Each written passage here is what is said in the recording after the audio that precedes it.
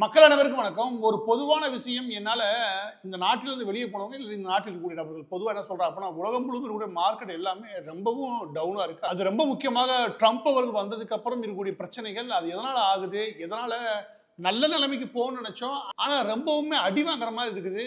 Opportunities அதாவது வேலை வாய்ப்புகளும் ரொம்ப குறைவா இருக்கிற மாதிரி இருக்குது. எல்லா கம்பெனியும் ஒரு நெருக்கடி சந்திக்கிற மாதிரி இருக்குது. இந்த மாதிரியான கேள்விகள் அடிக்கடி எல்லாரும் பார்க்க முடியுது. இதற்கு பொருளாதார வல்லுநர்கள் நிறைய பதில் சொல்ல முடியும். ஆனா ஒரு விஷயத்தை சிம்பிளா சொல்ல வேண்டியிருக்காது. என்ன அப்படின்னா, அமெரிக்கால இப்ப சொல்லக்கூடிய அந்த ரெசிப்ரோக்கல் இருக்கு இல்லையா? அதாவது நீங்க எவ்வளோ வரி போடுறீங்களோ அதே மாதிரி உங்களுக்கு நாங்க பதிலுக்கு வரி போடுவோம்.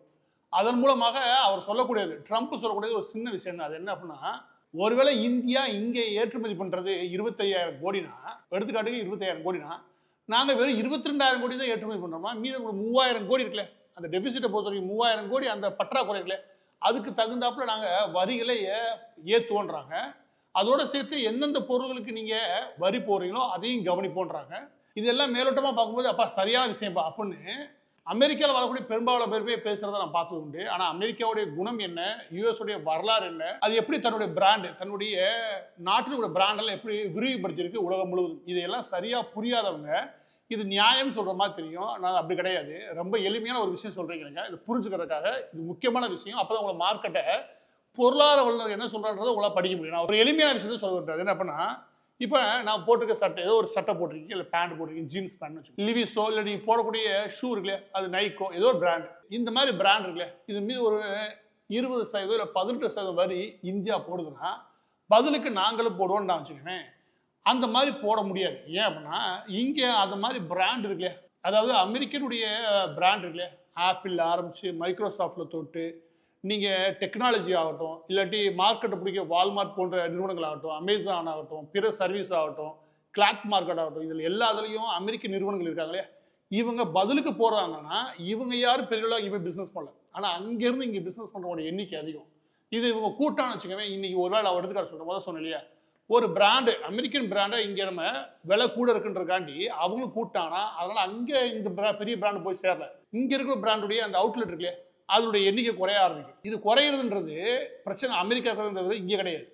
அது வாங்கலைன்னா வேற ஒரு பிராண்டுக்கு போயிடுறாங்க மக்கள். இது ஒரு மாறுறது ஒன்றும் பெரிய பிரச்சனை கிடையாது. வாஷிங் மிஷின் எல்லாருமே வேர்ல்பூல் தான் வாங்க நினைப்பாங்க. தைவான்ல இருந்தோ இல்லை பக்கத்தில் கூட தாய்லாந்துல வந்து வச்சுக்கோவேன், நம்ம ஊரில் உற்பத்தி பண்ணுறது வாய்ப்பு இல்லை. இப்போதைக்கு ஐபிஎல் மேட்சும் அஜித் படம் பார்த்துக்கிறாங்க. நம்ம ஊரில் உற்பத்தி பண்ணுறது ரொம்ப தூரம் இருக்குது, திருந்தவும் மாட்டாங்க. ரெண்டாவது விஷயம். ஆனால் பக்கத்தில் வேற ஒரு பிராண்ட் அந்த இடத்த ஃபில் பண்ணுறதுக்கு வாய்ப்பு உண்டு. எனவே உலகம் முழுவதும் குளோபல் மார்க்கெட்டில் அமெரிக்க நிறுவனங்கள் சந்திக்கக்கூடிய பிரச்சனைக்கு காரணமே அவங்க செய்கிறது தான். இவங்க வந்து அது ஒரு சூப்பர் திட்டம் நினைச்சு அறிவிச்சாங்க, அதில் பாராட்டவும் செஞ்சாங்க. ஆனால் ஏப்ரல் 9 அதை மொத்தமாக நிறுத்தி வச்சுட்டாங்க, சீனாவை தவிர. அது எதனால் நினைக்கிறீங்க? இப்போ பேசிக்கிட்டு இந்த நேரத்தில் வீடியோவை பெரும்பாலான என்ஆர்ஐ பார்க்கறதுக்கு வாய்ப்பு உண்டு. அவங்க எல்லாரும் நான் சொல்கிறேன்னா, உலகம் முழுவதும் நீங்கள் போய் கஷ்டப்பட்டு சம்பாரித்து உங்கள் வீட்டை நல்லா வச்சுக்கணும்னு நினைக்கிறீங்க. அதற்காக ஓரளவுக்கு சம்பாத்தியமும் வருது. அது மூலமாக நம்ம குடும்பத்துக்கு ஓரளவுக்கு நல்ல வாழ்க்கை கொடுக்குறோம்னு நீங்கள் நினச்சிங்கன்னா, ஆனால் விஷயம் என்ன அப்படின்னா, எது ஃபைனான்சியல் ஸ்டெபிலிட்டி கொடுக்கும் அப்படின்னா, ஒரு நிலைத்தன்மை கொடுக்கும்னா, நாம் இல்லாத நிலைமையிலும் குடும்பம் தாங்கி பிடிக்கிற அளவுக்கு ஒரு ஸ்ட்ரக்சர் வச்சுக்கணும். அது மிக முக்கியமானது. ஒருவேளை எதிர்பாராத விபத்தின் மூலமாக நம்ம காலமாகறோம், ஏதோ ஒரு அசம்பாவித சம்பவம் நடக்குது, அதன் மூலமாக நம்ம ஒரு பெரிய இழப்பை சந்திக்கணும்னு வச்சுக்கோங்க. அப்போ தாங்கி பிடிக்கிற மிக முக்கியமானது டேர்ம் இன்சூரன்ஸ் தான். முக்கியமாக என்ஆர்ஐக்கான டேர்ம் இன்சூரன்ஸ். அந்த டேர்ம் இன்சூரன்ஸ் மீது கொஞ்சமாவது இந்தியாவில் கொடுக்கக்கூடிய வாய்ப்புகளை அதன் மீது கவனம் செலுத்துறது நல்லது. ஏன்னா ஒரு முதலீடாக பார்த்தா கூட இது அடிப்படையில் அவசியமானது. ஒரு பெரும் இழப்புக்கு அப்புறம் உங்களுடைய குழந்தைகளுடைய படிப்பாகட்டும், இல்லை ஒரு கல்யாண செலவாகட்டும், இந்த மாதிரி விஷயங்களை அவங்களால தாங்கி பிடிக்க முடியும்னா அது ஒரு சரியான வகையிலான முதலீடு தான். இந்த வீடியோட டிஸ்கிரிப்ஷன் லிங்க் கொடுத்துருக்கு. இந்த டேர்ம் இன்சூரன்ஸ் முக்கியமாக என்ஆர்ஐக்கு வழங்கக்கூடிய டேர்ம் இன்சூரன்ஸ், இதில் 51க்கும் மேற்பட்ட நிறுவனங்களுடைய பட்டியல் இருக்கும். அது எல்லாமே பெரிய பெரிய நிறுவனங்கள். அந்த நிறுவனங்கள் எப்படியான வசதிகள் கொடுக்குறாங்க அது எல்லாமே நீங்கள் ஒப்பிட்டு பார்க்க முடியும் இந்த லிஸ்ட்டில். இந்த லிங்க்ல போகும்போது சுமார் ஸ்டார்டிங் ஃப்ரம் 820 ரூபாயை நீங்கள் எடுத்து வைக்கிறது மூலமாக உங்கள் குடும்பத்துக்கு ஒரு 2 கோடி ரூபாய் உங்களால் செக்யூர் பண்ண முடியும்னா, இந்த என்ஆர்ஐ டேர்ம் இன்சூரன்ஸ்ன்றது ஒரு நல்ல விதமான முதலீடும் கூட. இந்த மாதிரி கவரேஜ்லாம் மற்ற நாடுகளோட இங்கே சுமார் 90 வயசு 99 வயசு வரைக்கும் கொடுக்குறாங்க. டேர்ம் இன்சூரன்ஸ்ன்றது அந்த டேர்முக்குள்ள உங்களுக்கு ஏதாவது ஆகுது, ஏதாவது எதிர்பாராத விஷயங்கள் நடக்குதுன்னா உங்க குடும்பத்தினருக்கு அந்த விஷயங்களை கொண்டு போய் சேர்க்கறது. அந்த டேர்ம் பீரியட்ல உங்களுக்கு ஏதாவது ஆகுறதுன்னா அது அதிகப்படியான வயசு வரைக்கும் வச்சிருக்காங்க. இதுல மிக முக்கியமாக நீ கவனிக்க வேண்டிய விஷயம்னா, என்ஆர்ஐ பொறுத்த வரைக்கும் இதுல இந்த ஜிஎஸ்டிக்கான 18% எக்ஸம்ஷன் உண்டு. அதோட சேர்த்து நீங்க ஆனுவல் பிரீமியம் எடுக்கிறீங்க, ஆண்டுக்கான பிரீமியமா கட்டுறீங்கன்னா அதுல ஒரு 5% வரைக்கும் உங்களுக்கு டிஸ்கவுண்ட் உண்டு. இதன் மூலமாக சுமார் 23% டிஸ்கவுண்டோட நீங்க ஒரு டேர்ம் இன்சூரன்ஸ் இதில் எடுக்க முடியும். அதாவது இந்தியா பொறுத்தவரைக்கும் இந்த டேர்ம் இன்சூரன்ஸ் முக்கியமாக என்ஆர்ஐக்கான டேர்ம் இன்சூரன்ஸ் மற்ற நாடுகளோடு ஒப்பிடும்போது 30 40 50% வரைக்கும் குறைவா இருக்கும். நீங்க மற்ற நாடுகளோடு ஒப்பிட்டு பார்த்து ஒரு முடிவுக்கு வரது நல்லது. எனவே வழங்கக்கூடிய நிறுவனங்கள் என்னென்ன, அது எப்படியான வசதிகள் வழங்குறாங்க, அதன் மூலமாக என்ன நமக்கு கிடைக்கும், இந்த எல்லாத்தையும் நீங்க செக் பண்றது அவசியம் என்ஆர்ஐ டேர்ம் இன்சூரன்ஸ் பொறுத்த வரைக்கும். இப்போ மீண்டும் விஷயத்துக்குள்ள வரேன். இது நான் ரொம்ப எளிமையா ஒரு கிளாத் பிசினஸ் வச்சு சொன்னேன் வச்சுக்கேன், பிராண்டை வச்சு. பிராண்ட் மட்டும் பிரச்சனை கிடையாது அமெரிக்காவுக்கு. அதோட சேர்த்து எந்த பிரச்சனையும், அதாவது இந்த ரெசிப்ரோக்கல் டாரிஃப்னு சொல்றாங்க, அதாவது நீங்க என்ன வரி போடுறீங்களோ அதுக்கு பதில் வரியா நாங்க நிகரா போடுறாருல ட்ரம்ப், இது நடைமுறைக்கு சாத்தியம் கிடையாது, அமெரிக்காவோட குணமும் கிடையாது. அது ஏன் நான் சொல்றேன் அப்படின்னா, இப்போ நீங்க அதிகப்படியான பாண்ட் பத்திரங்கள் இந்தியாட்டிருந்து வாங்கி அவங்க வச்சுக்கிறது இல்லை. அமெரிக்காவோட பாண்ட் பத்திரங்களை பொறுத்த வரைக்கும் பாண்ட் பத்திரங்கள், அதாவது இந்த கடன் பத்திரங்கள் இருக்குல்ல, அமெரிக்க அரசாங்கமும் வெளியிடுறாங்க, அமெரிக்க நிறுவனங்களும் வெளியிடுறாங்க. அந்த கடன் பத்திரங்கள் வாங்கி வச்சுக்கிட்டு ஒரு குறிப்பிட்ட காலத்துக்கு அப்புறம் பிக்சட் டெபாசிட் மாதிரி அந்த கடன் பத்திரங்கள் வாங்கி வைக்கிறதுன்றது ஒரு பக்கத்து டாலர் ரிசர்வ் பண்ணி வச்சுக்க முடியும், இன்னொரு பக்கம் நல்ல முதலீடும் கூட. இது எல்லாரும் நினைக்கக்கூடிய விஷயம். இதன் வழியாக நீங்க பார்க்கும்போது இந்த கடன் பத்திரங்கள் பாண்டுகளை இதை பொறுத்த வரைக்கும் 27 ட்ரில்லியன் அமெரிக்கன் டாலர், அதாவது ஏறக்குறைய 2376 லட்சம் கோடி, திரும்ப சொல்ற 2376 லட்சம் கோடி அளவிற்கான பாண்ட் பத்திரங்களை கொண்டு போய் சேர்த்திருக்காங்க. வெளிநாடுகளில் மட்டும் இருக்கக்கூடியது 7.5 ட்ரில்லியன் அமெரிக்கன் டாலர். இவ்வளவு பெரிய அளவுக்கு நீங்க அமெரிக்காவோட கடன் பத்திரங்களை போய் சேர்ந்திருக்கு. இது எல்லாத்துக்கும் மிக முக்கியமான பொறுப்பில் இருக்கிறது அமெரிக்காவோட அரசாங்கம். அது ரொம்ப முக்கியம். இப்போ நீங்க நாங்களும் ரெசிப்ரோக்கலா போறோம்னு வச்சுக்கோங்க. இப்போ சைனாவை பொறுத்த வரைக்கும் எடுத்துக்காட்டுக்கு சைனாவை பொறுத்த வரைக்கும் 260 பில்லியன் அமெரிக்கன் டாலருக்கான கடன் பத்திரங்களாக வச்சுருக்காங்க, டாலர் கடன் பத்திரங்கள்.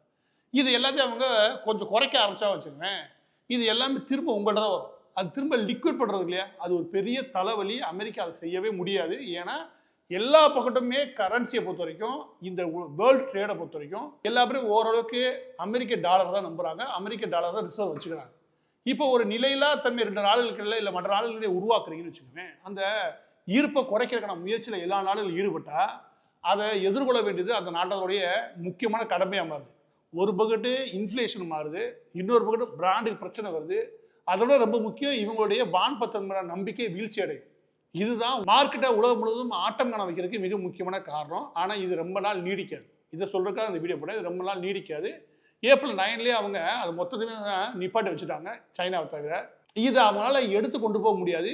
ஏன்னா இயற்கையாகவே அமெரிக்காவுக்கு இருக்கக்கூடிய ஒரு மிக பலமான விஷயம் அவங்களுடைய பொருளாதார உறவு மற்ற நாடுகளுடன். உலகம் முழுவதும் அந்த அளவுக்கு ஒரு பொருளாதார உறவை வேற நாடு உருவாக்கவே முடியாது, அந்த அளவுக்கு உருவாக்கியிருக்காங்க. அதுக்கு காரணம் அவங்களுடைய பிராண்டு, அதோட சேர்த்து அவங்க வழங்கக்கூடிய அந்த டாலருக்கான கடன் பத்திரங்கள். இந்த ரெண்டுமே இவங்க எடுக்கக்கூடிய இந்த நடவடிக்கையில பெரிய அளவு அடி வாங்குற வாய்ப்பு உண்டு. எனவே இது ஒரு சினிமா படம் மாதிரி பேசி அந்த நடவடிக்கை எடுக்கிற விவகாரம் கிடையாது. அது எடுக்கக்கூடிய வாய்ப்புகள் ட்ரம்பை பொறுத்த வரைக்கும் ஏறக்குறைய, எனக்கு தெரிஞ்சு ஏறக்குறைய 0 தான். அவரை கொண்டு போக முடியாது. இது வரைக்கும் கொண்டு போனதுக்கு நல்ல அடி வாங்கியிருக்கு உலகம் முழுவதும் இருக்கக்கூடிய சந்தையில அமெரிக்காவுடைய கடன் பத்திரங்கள். எனவே இது போறதுக்கான வாய்ப்புகள் கிடையாது. இது எல்லாமே தற்காலிகமானதுன்னு சொல்றதுக்காக இந்த வீடியோ. இதுல மேற்கொண்டு விஷயங்களுக்கு ஏதாவது நீங்க தேடிங்க வச்சுக்கோங்க, என்ன சுவாரஸ்யமான விஷயம் கிடைக்கும் அப்படின்னா, அமெரிக்காவோட சந்தைனா என்ன, அமெரிக்கா எப்படி தன்னோட பிராண்டை விரிவுபடுத்தினா, அமெரிக்கா எப்படி இதை புத்திசாலித்தனமா கட்டமைச்சான்றதான் தெரியும். இதெல்லாம் தெரிஞ்சுன்னு வச்சுக்கோங்க, அமெரிக்கா இதை ஏன் செய்ய மாட்டான்றதும் புரிஞ்சிடும். இதெல்லாம் படிக்கும் போது என்ன ஒரு சுவாரஸ்யம் உருவாகும்னா, 2 நாடுகளுக்கான பொருளாதார உடன்படிக்கைகள், அந்த பொருளாதார உடன்படிக்கைகளில் இந்த மாதிரி ஏதாவது கூத்து பண்ணா அது எப்படி அந்த நாட்டுக்கே பிரச்சனையா போய் முடியும். இதெல்லாம் சினிமா படவசனம் சம்மந்தப்பட்ட கிடையாது, இதெல்லாம் வல்லுநர்கள் சம்மந்தப்பட்ட விஷயம், அதாவது அறிவாளிகள் சம்மந்தப்பட்ட விஷயம். பெரும் அறிவாளி இருக்க அமெரிக்கா இதை செய்ய மாட்டாங்க, செய்யறது அவங்களுக்கு பெரிய ஆபத்தா போய் முடியும். இப்போ பதிவோட இறுதியாக இன்னைக்கு நான் பார்த்த என்ஆர்ஐ டேர்ம் இன்சூரன்ஸை பொறுத்த வரைக்கும் அதை பற்றின மேலும் விவரங்கள் தெரிஞ்சிருக்கு. நீங்க இந்த டிஸ்கிரிப்ஷன் லிங்க் இருக்கு, அதை கிளிக் பண்ணி சுமார் 51க்கும் மேற்பட்ட நிறுவனங்கள் எப்படியான சர்வீஸ் கொடுக்குறாங்கன்றத நீ தெரிஞ்சுக்க முடியும். இதில் மிக முக்கியமாக நீ கவனிக்க வேண்டிய விஷயம்னா, என்ஆர்ஐ பொறுத்த வரைக்கும் இதில் இந்த ஜிஎஸ்டிக்கான 18% எக்ஸம்ஷன் உண்டு. அதோட சேர்த்து நீங்க ஆனுவல் பிரீமியம் எடுக்கிறீங்க, ஆண்டுக்கான பிரீமியமா கட்டுறீங்கன்னா அதுல ஒரு 5% வரைக்கும் உங்களுக்கு டிஸ்கவுண்ட் உண்டு. இதன் மூலமாக சுமார் 23% டிஸ்கவுண்டோட நீங்க ஒரு டேர்ம் இன்சூரன்ஸ் இதில் எடுக்க முடியும். அதோட மிக முக்கியமானது என்ன அப்படின்னா, மற்ற நாடுகளோட இது எந்த அளவுக்கு சீப்பானன்றதை நீங்க ஒப்பிட்டு பார்க்கறது அவசியம். என்ஆர்ஐக்கான டேர்ம் இன்சூரன்ஸ் எப்படி பார்த்தாலுமே ஒரு சரியான முதலீடு. உங்க குடும்பத்தை பாதுகாப்பான நிலைமைக்கு வைக்கிறதுக்கு இந்த என்ஆர்ஐ டேர்ம் இன்சூரன்ஸ் மிக அவசியமான ஒன்றாக அமையும்.